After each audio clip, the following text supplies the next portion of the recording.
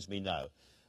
You've got a reputation as a straight talker and clear answers. There's one issue on which you won't give a clear answer. When you're asked, would you like to see us leave the single market, you can't tell us. The single market is dependent on membership of the EU.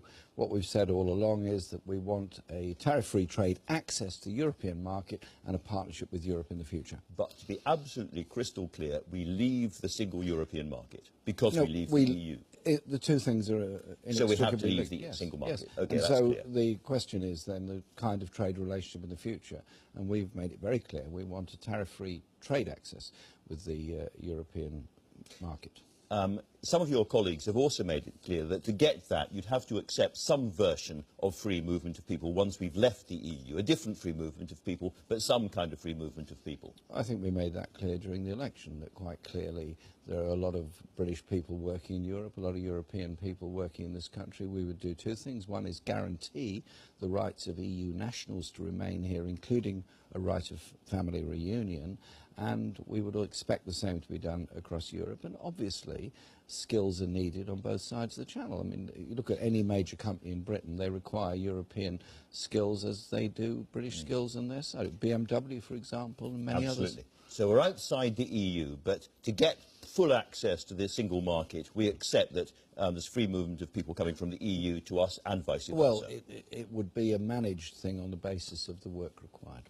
Right, but you wouldn't be stopping people at the border asking for their visas. There would be European workers working in Britain and British workers working in Europe, as there are at the moment. What there wouldn't be is wholesale importation of underpaid workers from Central Europe in order to destroy conditions, particularly in the construction industry. So how do you stop that? Under your plan, how do you stop that happening? You prevent agencies recruiting whole-scale workforces like that. You advertise for jobs in the locality first.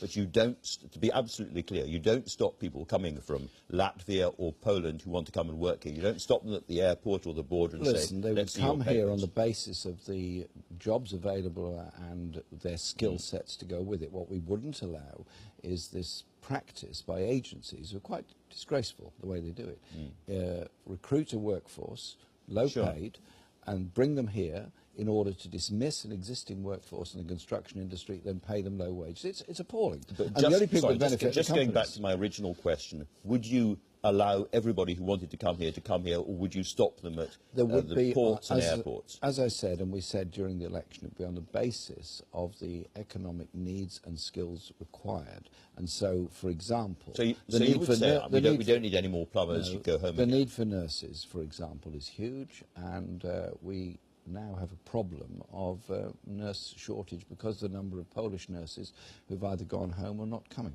Absolutely. And so we have to be sensible about this. Right, but I'm still slightly unclear. If there was, for instance, some Polish plumbers, and we decided we had enough plumbers in this country, would they be stopped and told they had to go home again, or would they be allowed in anyway? We will look at the situation on the basis of the job and skill needs. Right. Can I ask about the customs union, because that's another big area.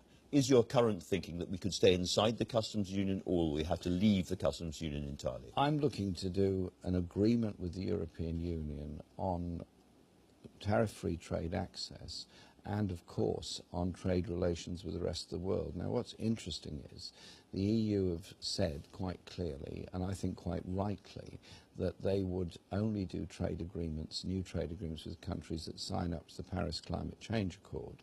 The US has said, or President Trump has said, they wish to leave it.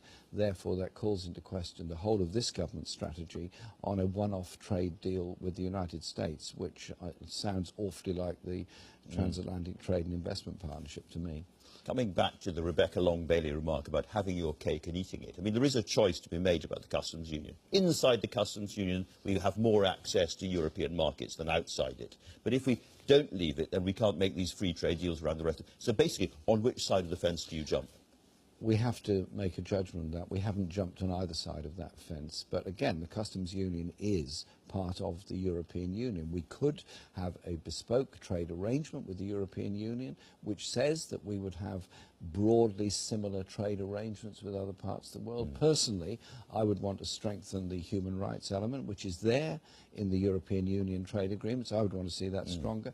There is also an environmental element, such as methods of production. I would want to strengthen that. So there are areas where I would want to go further than the European Union on trade conditions. See, a lot of people watching this are trying to work out whether Jeremy Corbyn is going to save them from Brexit, and it sounds very much that that is not your view. Can I ask about your deep view of the EU? You were brought up, as it were, under the influence of Tony Benn, who always saw the EU as a kind of bankers' conspiracy, anti-democratic. He was fundamentally, as a British parliamentarian, against it. Are you?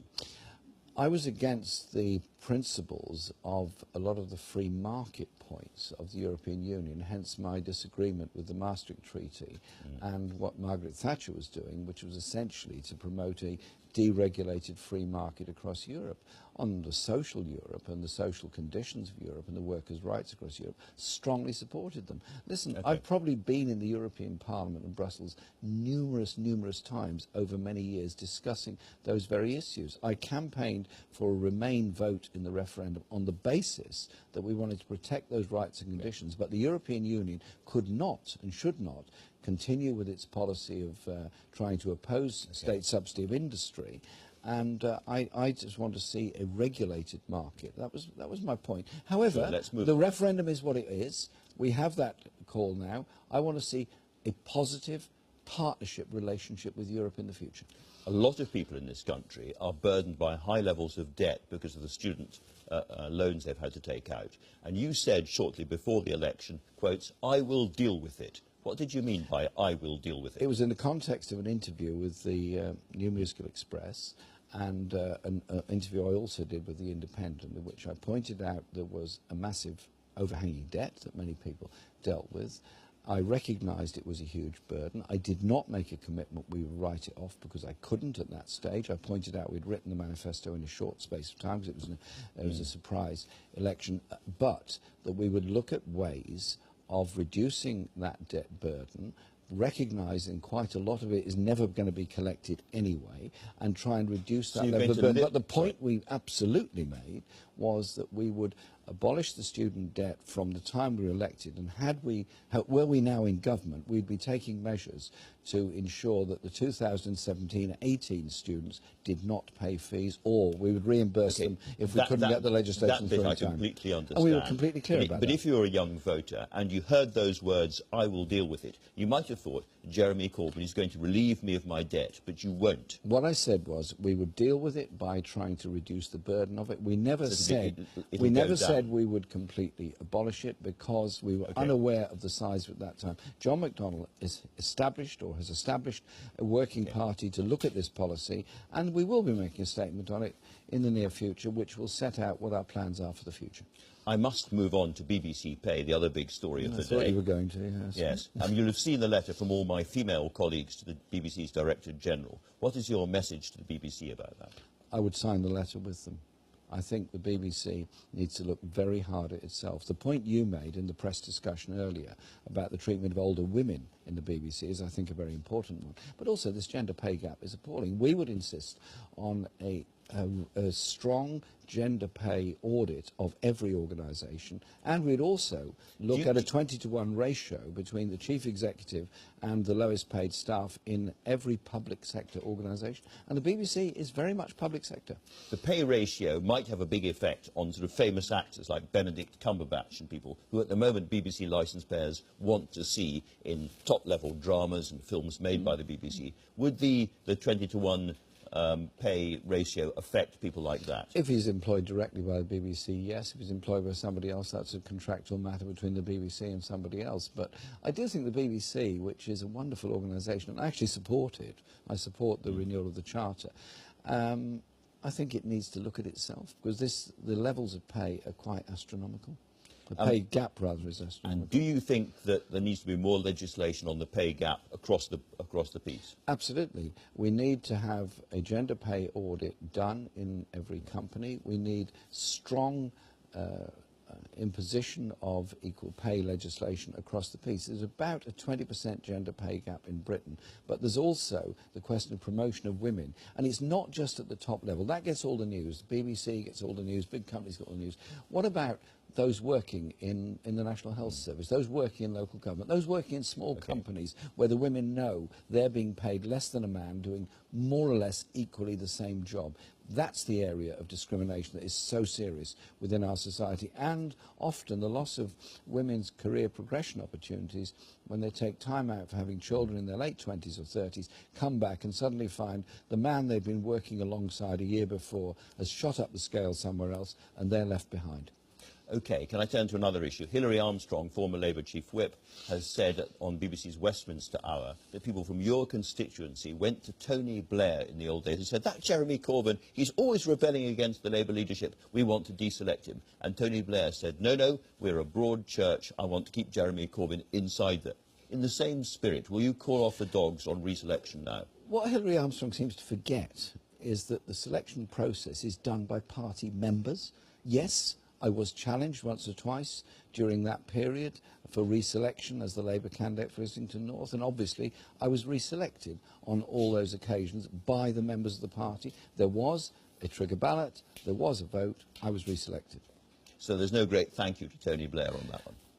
Well, I've no idea this conversation actually took place. And also, I don't quite see why people should go to the party leader and say, we want to influence what's going on in the constituency. The whole point of democracy is that the people decide. One final question. Can you really become Prime Minister within 6 months, and how would that possibly happen? We'll challenge this government at every turn. We've already forced a lot of U-turns on them. They're U-turning every day because we've changed the agenda. We've changed the debate on the economy, on social justice, on education, on so many other things. We're forcing them all the way. I do not believe it's sustainable for this government to give a bung of £1 billion towards the DUP in order to stay in office. I think it's unsustainable. I'm looking forward to another election, and I'm ready for it. I'm not sure the rest of us are, but Jeremy, no, but I am. Thank you very much indeed. Now look at what